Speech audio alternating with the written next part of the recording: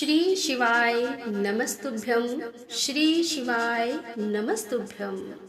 राधे राधे, जय श्री कृष्णा। आप सभी का दिन शुभ और मंगलमय हो। माता पार्वती और भोलेनाथ की कृपा आप सभी भक्तजनों पर बनी रहे। तो आइए श्रवण करते हैं सावन मास महात्म्य का 5वां अध्याय। दोस्तों, इस अध्याय के बाद एक सच्चे शिव भक्त की कहानी भी सुनेंगे। श्रावण मास में किए जाने वाले विभिन्न व्रतानुष्ठान और रविवार व्रत वर्णन में सुकर्मा द्विज की कथा। ईश्वर बोले कि हे सनत कुमार, करोड़ों पार्थिव लिंगों के महात्म्य तथा पुण्य का वर्णन नहीं किया जा सकता। जब मात्र एक लिंग का महात्म्य नहीं कहा जा सकता तो फिर करोड़ों लिंगों के विषय में कहना ही क्या। मनुष्य को चाहिए कि करोड़ों लिंग निर्माण असमर्था में 1,00,000 लिंग बनाए या 1000 लिंग या 100 लिंग ही बनाए। यहाँ तक कि एक लिंग बनाने से भी मेरी सनिक्ति मिल जाती है। षडाक्षर मंत्र से 16 उपचारों के द्वारा भक्तिपूर्ण मन से भगवान शिव की पूजा करनी चाहिए। यह ग्रह यज्ञ के साथ उद्यापन करना चाहिए। उसके बाद होम करना चाहिए और ब्राह्मणों को भोजन कराना चाहिए। हे सनत कुमार, इस अनुष्ठान को करने वाले की अकाल मृत्यु नहीं होती। यह व्रत बाझपन को दूर करने वाला, सभी विपत्तियों का नाश करने वाला तथा सभी संपत्तियों की वृद्धि करने वाला है। मृत्यु के पश्चात वह मनुष्य कल पर्यंत मेरे समीप कैलाश वास करता है। और जो मनुष्य सावन मास में पंचामृत से शिव जी का अभिषेक करता है वह सदा पंचामृत का पान करने वाला, गोधन से संपन्न, अत्यंत मधुर भाषण करने वाला तथा त्रिपुर के शत्रु भगवान शिव को प्रिय होता है। जो इस मास में अनुदान व्रत करने वाला तथा हविष्यान्न ग्रहण करने वाला होता है वह व्रीहि आदि सभी प्रकार के धान्यों का अक्षय निधि स्वरूप हो जाता है। पत्तल पर भोजन करने वाला श्रेष्ठ मनुष्य स्वर्ण पात्र में भोजन करने वाला तथा साफ को त्याग करने से साफ करता हो जाता है। सावन मास में केवल भूमि पर सोने वाला कैलाश में निवास प्राप्त करता है। और इस मास में एक भी दिन प्रातः स्नान करने से मनुष्य को 1 वर्ष स्नान करने के फल का भागी कहा गया है। इस मास में जितेंद्रिय होने से इंद्र बल प्राप्त होता है। इस मास में स्फटिक, पाषाण, मृत्तिका और मरक मणि, पीठी, धातु, चंदन, नवनीत आदि से निर्मित अथवा अन्य किसी भी शिवलिंग के साथ ही किसी स्वयं अभिभूत न हुए लिंग में श्रेष्ठ पूजा करने वाला मनुष्य सैकड़ों ब्रह्म हत्या को भस्म कर डालता है। किसी तीर्थ क्षेत्र में सूर्य ग्रहण या चंद्र ग्रहण के अवसर पर 1,00,000 जप से जो सिद्धि होती है वह इस मास में एक बार के जप से ही हो जाती है। अन्य समय में जो 1000 नमस्कार और प्रदक्षिणाएं की जाती हैं उनका जो फल होता है वह इस मास में एक बार करने से ही प्राप्त हो जाता है। मुझको प्रिय इस श्रावण मास में वेद पारायण करने पर सभी वेद मंत्रों की पूर्ण रूप से सिद्धि हो जाती है। श्रद्धा युक्त होकर इस मास में 1000 बार पुरुष सूक्त का पाठ करना चाहिए अथवा कलयुग में उसका 4 गुना पाठ करना चाहिए अथवा वर्ण संख्या का 100 गुना पाठ करना चाहिए अथवा वह करने में असमर्थ हो आलस्यहीन होकर मात्र 100 पाठ करने चाहिए। ऐसा करने वाला मनुष्य ब्रह्म हत्या आदि पापों से मुक्त हो जाता है, इनमें कोई संदेह नहीं है। गुरु पत्नी के साथ सजर्जन्य पाप के लिए यही महान प्रायश्चित है। इसके समान पुण्यप्रद, पवित्र तथा पापनाशक कुछ भी नहीं है। पुरुष सूक्त के जप के बिना इस मास में एक भी दिन व्यतीत नहीं करना चाहिए। जो मनुष्य इस फल को अर्थवाद कहता है वह नरकगामी होता है। इस महीने में समिधा, चारु, तिल और घृत से ग्रह यज्ञ होम करना चाहिए। शिव के रूपों का भलीभांति ध्यान आदि करके धूप, गंध, पुष्प, नवेद आदि से पूजन करना चाहिए और अपने सामर्थ्य के अनुसार कोटि होम, लक्ष्य होम अथवा 10 सहस्त्र होम करना चाहिए। ओम भूम, ओम भुआ, ओम श्वः के 7 तिलों के द्वारा भी यह ग्रह यज्ञ नामक होम किया जाता है। हे सनत कुमार, इसके बाद अब मैं 12 के व्रतों का वर्णन करूंगा, आप सुनिए। हे अनज्ञ, उनमें सर्वप्रथम मैं आपको रविवार का व्रत बताऊंगा। इस संबंध में लोग एक प्राचीन इतिहास को कहते हैं कि प्रतिष्ठानपुर में सुकर्मा नामक एक द्विज था। वह दरिद्र, कृपण तथा भिक्षावृत्ति में लगा रहता था। एक बार वह धन मांगने के लिए घूमते घूमते नगर में गया। उसने किसी एक गृहस्थ के घर में मिलकर रविवार का उत्तम व्रत करती हुई स्त्रियों को देखा। तब उसे देखकर वे स्त्रियां परस्पर कहने लगी कि इस पूजा विधि को शीघ्रता पूर्वक छिपा लो। इस पर वह विप्र न उन स्त्रियों से बोला, हे श्रेष्ठ स्त्रियों, आप लोग इस व्रत को क्यों छिपा रही हैं? समान चित्त वाले सज्जन के लिए परमार्थ ही स्वार्थ है। मैं दरिद्र तथा दुखी हूँ। इस श्रेष्ठ व्रत को सुनकर मैं भी इसे करूँगा। अतः आप लोग इस व्रत का विधान व फल अवश्य बताएं। तब स्त्रियां बोली, हे द्विज, इस व्रत के करने में आप उन्माद तथा प्रमाद करेंगे, अथवा भूल जाएंगे, अथवा इसके प्रति अव्यक्त या अनास्था रखेंगे। अतः आपको यह व्रत कैसे बताऊं? उनकी यह बात सुनकर उससे जो एक प्रौढ़ा स्त्री थी वह उस ब्राह्मण से व्रत तथा व्रत की विधि बताने लगी। हे ब्राह्मण, सावन मास के शुक्ल पक्ष के प्रथम रविवार को मौन होकर उठ करके शीतल जल से स्नान करें। उसके बाद अपना नित्य कर्म संपन्न करने के पान के एक शुभ दल पर रक्त चंदन से सूर्य के समान पूर्ण गोलाकार 12 परिधियों वाला सुंदर मंडल बनाएं।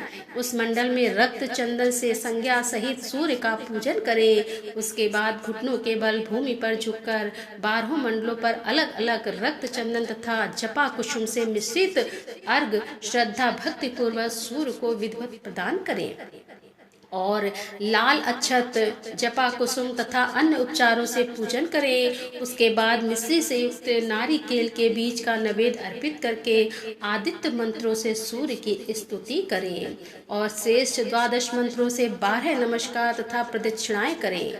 उसके बाद 6 तंतुओं से बनाए गए सूत्र में 6 ग्रंथियां बनाकर देवेश्वर को अर्पण करके उसे अपने गले में बांधें और पुनः 12 फलों से युक्त वायन ब्राह्मण को प्रदान करें। इस व्रत की विधि को किसी के सामने नहीं सुनाना चाहिए। हे विप्र, इस विधि से व्रत के किए जाने पर धनहीन व्यक्ति धन प्राप्त करता है, पुत्रहीन पुत्र प्राप्त करता है, कोढ़ी कोढ़ से मुक्त हो जाता है, बंधन में पड़ा व्यक्ति बंधन से छूट जाता है और रोगी व्यक्ति रोग से मुक्त हो जाता है।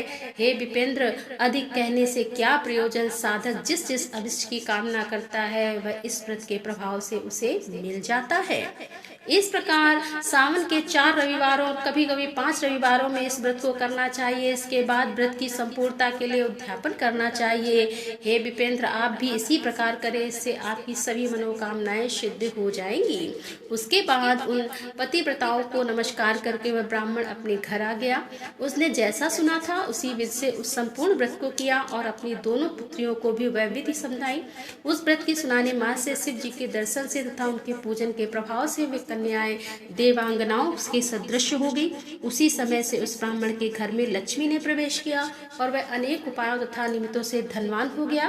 किसी दिन उस नगर के राजा ने ब्राह्मण के घर से होकर राजमार्ग से जाते समय खिड़की में खड़ी उन दोनों सुंदर तथा अनुपम में कन्याओं को देख लिया। तीनों लोकों में कमल, चंद्रमा आदि जो भी सुंदर वस्तुएं हैं उन्हें वे दोनों कन्याएं अपने शरीर के अवयवों से तिरस्कृत कर रही हैं। उन्हें देखकर राजा मोहित हो गए और क्षण भर के लिए वहीं खड़े हो गए। ब्राह्मण को शीघ्र बुलाकर उन्होंने दोनों कन्याओं को मांग लिया। तब उस ब्राह्मण ने भी हर्षित होकर दोनों कन्याओं राजा को प्रदान कर दिया। उस राजा को पति के रूप में प्राप्त करके वे कन्याएं भी प्रसन्न हो गई। वे स्वयं इस व्रत को करने लगी और पुत्र पौत्र आदि से संपन्न हो गई। हे मुने, महान ऐश्वर्य देने वाले इस व्रत को मैंने आपसे कह दिया। हे विधिनंदन, जिस व्रत के श्रवण मात्र से मनुष्य सभी मनोरथों को प्राप्त कर लेता है उसके अनुष्ठान करने के फल का वर्णन कैसे किया जाए। तो इस प्रकार श्री स्कंद पुराण के अंतर्गत ईश्वर सनत कुमार संवाद में श्रावण मास महात्म्य में प्रकीर्णक नाना व्रत रविवार व्रतादि कथन नामक 5वां अध्याय पूर्ण हुआ। राधे राधे, जय श्री कृष्णा। तो आइए सुनते हैं आज की कहानी। एक नगर में भगवान शिव का एक भव्य मंदिर था, जहां हर वर्ष दूर दूर से भक्तजन शिव जी के दर्शन के लिए आते रहते थे। सावन का महीना था। दूर दूर से कांवड़िए कांवड़ लेकर भगवान शिव को जलाभिषेक करने आए हुए थे। मंदिर का परस्पर भक्तों की भीड़ से भरा हुआ था। तभी अचानक आकाश में बिजलियां हुई और सोने का एक थाल उतरा। उसी के साथ एक भविष्यवाणी हुई कि जो कोई भगवान शंकर का सच्चा भक्त और प्रेमी होगा उसी को यह थाल मिलेगा। मंदिर के परिसर में उपस्थित सभी लोग ने यह भविष्यवाणी सुनी और धीरे धीरे सभी इकट्ठे हो गए। जो लोग मंदिर की व्यवस्था देखते थे उन्हें तो पूरा विश्वास था कि यह थाल हमें ही मिलेगा, इसीलिए वे सबसे आगे जाकर खड़े हो गए। सबसे पहले एक पंडित जी आए और बोले, देखिए, मैं प्रतिदिन महादेव का अभिषेक करता हूँ, अतः मैं ही भोलेनाथ का सबसे निकटवर्ती प्रेमी और भक्त हूँ, इसीलिए थाल मुझे मिलना चाहिए। इतना कहकर पंडित जी ने थाल उठाया। जैसे ही पंडित जी ने थाल उठाया, थाल पीतल का हो गया। यह देखकर पंडित जी बड़े लज्जित हुए और उन्होंने थाल यथा स्थान पर रखा और वहां से निकल गए। इसी प्रकार वहां उपस्थित सभी पंडितों ने खुद को आजमाया, लेकिन शायद उनमें से कोई भी सच्चा भक्त नहीं था। उन्हें भी थाल यथा स्थान पर रखकर चले जाना पड़ा। इसके बाद उस नगर के राजा का आगमन हुआ। राजा सब आगे आए और बोले, मैंने महादेव के मंदिर में बड़ी भारी दान दक्षिणा दी है, इसीलिए यह थाल मुझे मिलना चाहिए। इतना कहकर राजा साहब आगे बढ़े और थाल उठाया। जैसे ही राजा ने थाल उठाया, थाल तांबे का हो गया।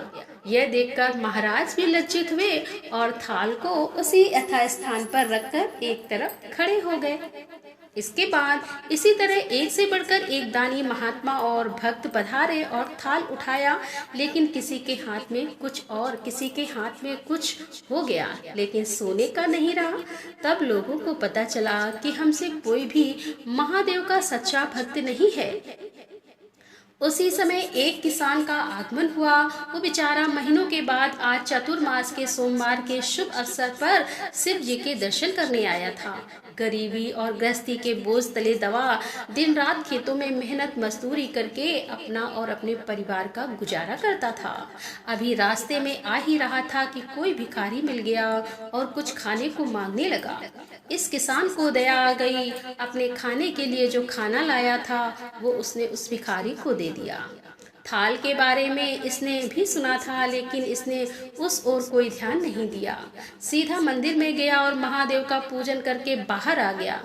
परिक्रमा करके जाने को हुआ, तभी पीछे से एक व्यक्ति बोला, भाई तुम भी थाल को उठाकर देख लो, हो सकता है तुम भी वह सच्चे भक्त हो जिसके लिए यह थाल आया है।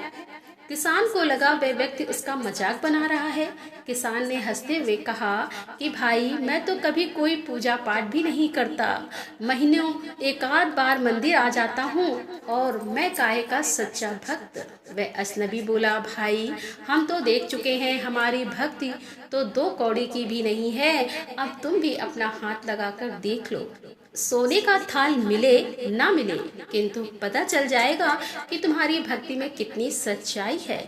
लोगों के बहुत आग्रह करने पर आखिर उस भोलेनाथ किसान ने जाकर थाल उठा लिया।